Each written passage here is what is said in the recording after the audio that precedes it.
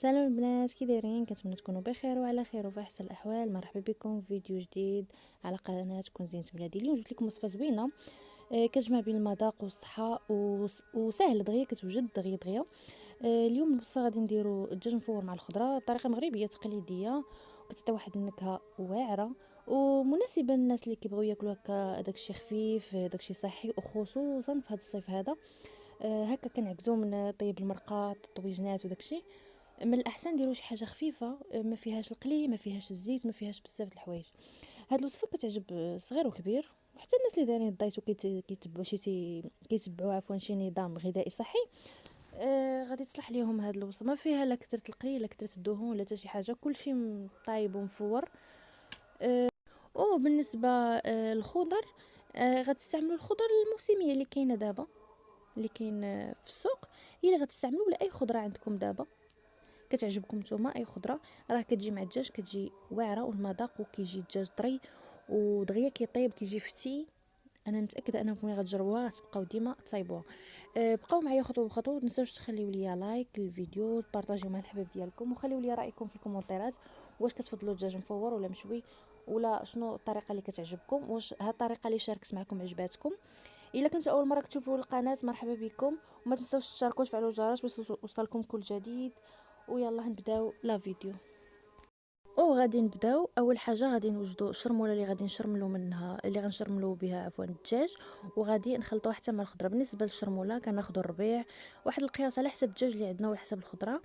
كناخذوا الثومه، كنديروا معلقه ديال السكينجبير، معلقه البزار، معلقه ديال التحميره، ومعلقه ديال الخرقوم، وكنديروا ضامه ديال الزعفران، وكنديروا واحد جوج معالق كبار تقريبا ديال الحامض معصر، وكنديروا واحد نص كاس ديال الماء اللي كنطلقوا معاه داك الربيع وداكشي باش كيجينا داكشي مطلوق، وكنزيد واحد شويه ديال الزيت، وكنخلطوا داكشي مزيان، وكناخذوا الدجاج ديالنا حتى هو كنشرملوه، وكنحاول نفلح داك الدجاج باش يدخل معاه الشرموله ملي يكون كيتبخر، تكون داخله مع الشرموله حتى من الداخل. وغادي ندوز نوجد الخضره. وبالنسبه للدجاج، تقدروا ترقدوه ليله قبل، كيجي من الاحسن كتكون دخلاتو الشرموله مزيان، من الافضل. انايا ما رقدتوش قبل، خليته اكثر من ساعه ترقد مزيان، وعاد دابا غادي نوجدو.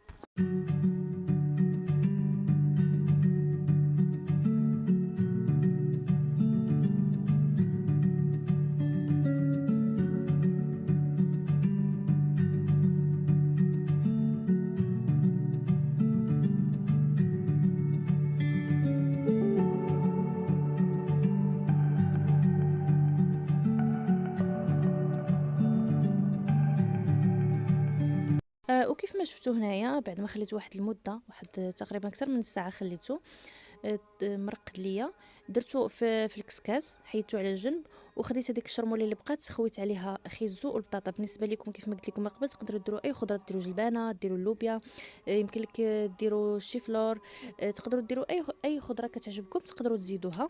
انا درت غير بالخضره اللي متوفره عندي في الدار، وزدت عليها ديك الشرموله عاوتاني مع داك المول جاني صغير، عاود خفتو في واحد البانيو، وزدت عليه الحامض مقطع، وزدت عليه الزيتون مقطع، وزدت عليه الربيع مقطع حتى هو، وزدت عليه الثومه، وزدت عليه الشعريه الصينيه اللي درت واحد الماء كيطيب مزيان، وغشيت فيه ديك الشعريه الصينيه حتى تلقات مزيان وقطعتها.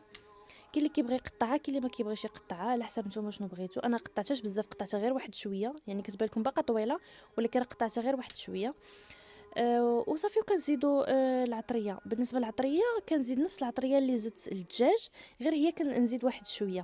كندير شويه الملحه، كندير شويه سكينجبير، شويه البزار، شويه الخرقوم، وشويه ديال التحميره، وكندير واحد شويه ديال الزيت، وكنخلط داكشي مزيان. وغادي نزيدو من فوق داك الدجاج اللي حطيت في الكسكاس من قبل.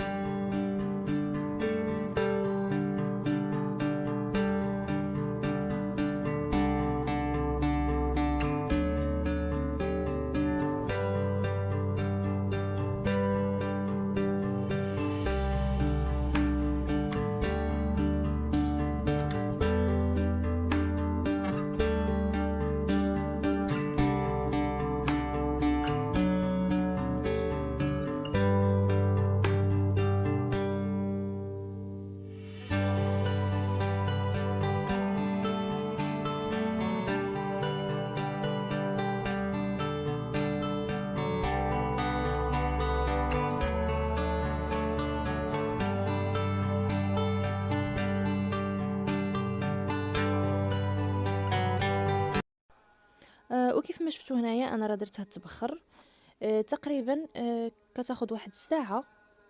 يعني تقدري ديريها وسيري قضي شغالاتك، اي حاجه عندك تقدري تقضيها حتى كتجي كتلقايها طابت ولا زبده، والمذاق كيجي رائع.